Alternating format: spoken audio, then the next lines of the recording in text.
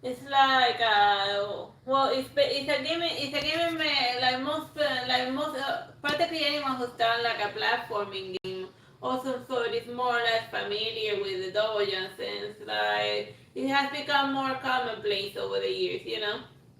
Like I think that the precursor to like I wanted to start a discussion with Yoshi because I feel that his flutter jump is the first instance or it's a proto double jump, not a true one per se, but the seeds are there because he jumps and then he kicks his legs to get a little bit of extra height.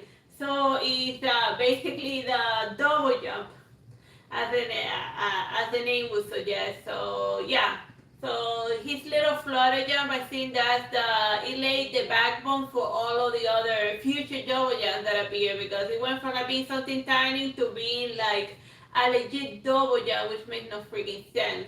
But yeah, moving along in like the world of reality one. Okay, so this one is the double jump done by Bayonetta. It makes sense it would like fun like physically she's just flapping her wings to get a little bit of extra height, but functionally it's a double jump. And so her gaming has a lot of platforming into it, so it's a double jump but in like a 3D environment. Or they can just make her jump higher. But either way, it's yeah, that's another instance of the double jump in a 3D environment. All right, next one. In a way that it makes sense. In Bloodstained Ritual of the Night, it also features it features two types of well, it features a double jump but also a high jump. But interesting enough, the high jump makes you jump higher than the double jump. Therefore, as soon as you learn high jump, the double jump becomes completely superfluous. So there's really no reason for there to be double jump in Bloodstained Ritual of the Night. It's just there because double jump seems to be a requirement for most platformers these days for double jump to be a thing. So yeah. And eventually, even the high jump becomes a platform once she is able to flip the world upside down, and then that just gives her extra height. Or even the laser beam, which makes her teleport to higher platforms should she need it. So even like the high jump and the double jump doesn't seem like much usefulness, but you can combine the double jump with her laser beam teleportation. But whatever. Moving along. But as you can tell, like Bloodstain was made by the Castlevania folks, and one of the, and they also eventually got into the double jump wagon, like the girl, I think it was Maria, right, or something. I forget. I didn't play much. I played as the guy in Rondo of Blood.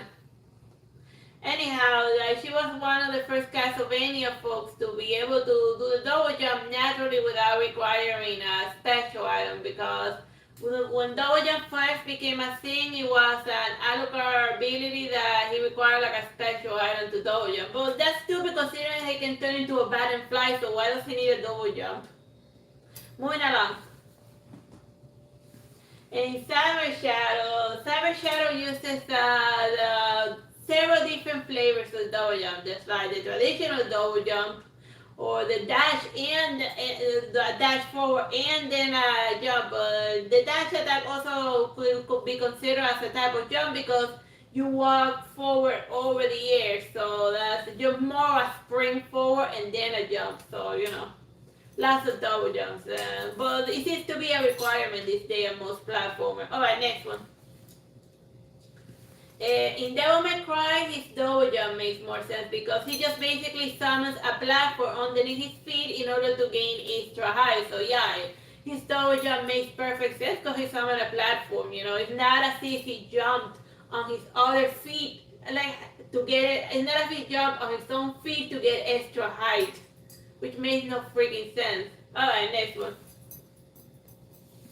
In the Hollow Knight, the double jump manifests in the form of the moth wing, which is basically that he grows temporarily so on like a special wing, and then he gains extra height. So he functions the same way as the Bayonetta's double jump. So it's a double jump that makes sense, but caused by flapping the wings but even though it's triggered by wings, functionally it's just another double jump and whatnot. Alright, moving along. Uh, like Kirby's double jump is more like he blows himself up into a bubble and then he starts like it's closer more to the Yoshi thing in a much lower fashion than the rudimentary flutter kick, but it's been there since like the early days of Kirby. So the flutter kick and the weird Kirby double jump, those are kind of like the precursors to like what eventually became almost mandatory if there's gonna be any platforming involved, a double jump. Which is interesting because Mario, which is the original platformer, never had a double jump. Yeah. Or the no, he has all the jumps, but he never does the wall jumps and all that. But originally he didn't rely on the double jump. But And then he again, still doesn't. yeah. But then again, he doesn't need a double jump because he can fly with a raccoon. So giving him also double jump seems redundant. Like he has like 6 different types of jump, but double jump is not one of them. Yeah. Like Sonic also eventually started getting into the bandwagon of the double jumps, and his double jump can only be done with like the electric shield. These are very specific circumstances, and like most of the time you don't really need it because he can get everywhere by just running fast. And most of the areas don't require, or just having Tails lift him up and carry him to the next area that he needs to. So double jump for him is like just a gimmick at that point, considering the nature of platforming of his game, which is mostly based on speed than on like jumping from platform to platform. Except when he's drowning, then it's really useful. All right, moving on.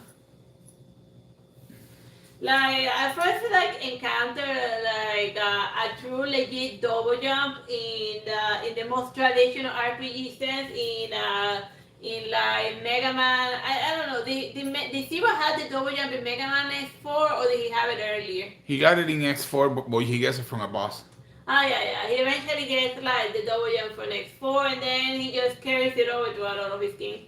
But I chose the Megaman Zero one cover cause because it's more fun, Like I eventually gets something that you could almost call it a double jump, but it's based on like an armor. I think it's the Ultra armor from Mega Man X6 where he jumps, he stops in midair, and then you can choose whether he moves forward or up. So well, in X3 he also had it. The third armor also does that. Also did that same where he stops in midair and then he gets a little extra boost. Yeah, in fact, you need it in order to beat Sigma at the end. Yeah. So eventually X starts. So technically X had the double jump before Zero. If we're being technical about it, but still, I remember when I was playing with Zero, like I was looking at this part of his leg and I'd be thinking, this double jump scene makes no sense. Is he kicking off his other leg to get extra height? How does that even work? Must seriously happen. I mean, the double jump at least in Bayonetta and the other folks make sense, or even the S one, cause it gets a little boost underneath his leg, but no, this guy just jumped off his other leg to get extra height, but he can only do it once. Voilà. Like his double jump makes no sense.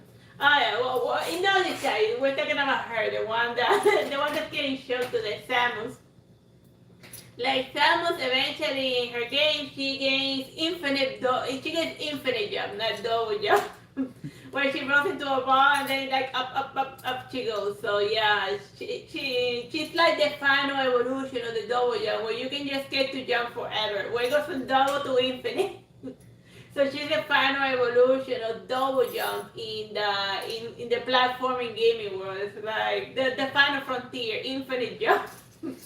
But why not just make her fly if you're giving somebody infinite jumping ability? So I mean, might as well. Considering that functionally infinite double jump just makes it so that you get everywhere whenever you want. But it comes pretty late in the game, but whatever. Moving along. She's the final evolution of double jump. Like in the Messenger, he also functions like Samus where he can technically jump infinitely. As long as he has a monster he can hit on the head, but at least he's a cloud jump, as he likes to call them. I call it the double jump. It makes sense because he's hitting a surface in order, or a monster in order to gain extra height. So it makes sense. You're like pushing down on something in order to go up. Down. So his double jump at least makes functional sense. As much sense as a game where you fight a bunch of demons in any way, but don't worry too much about gaming lore, but at least it makes a little sense than Zero just jumping off his own leg to get extra height. Alright, so what do we have after the messenger? Do I have much? Oh, man, that image came out pixelated. Why did it look so pixelated? Whatever. That was supposed to be Torrent from Elden Ring. It's the next incarnation of the double jump, and this time it's a double jumping horse. Okay, next image. Like it was well, more or less, anyway. Was that the last one?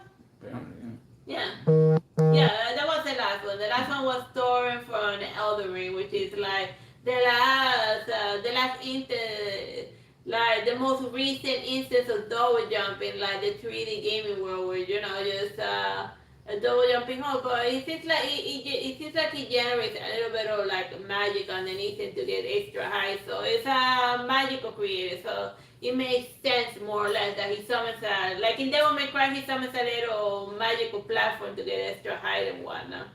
So then that works, yeah. So I hope you have fun with me discussing double jumping, all of its forms, and which game where the double jump makes sense and which one it doesn't. Bye bye and God bless.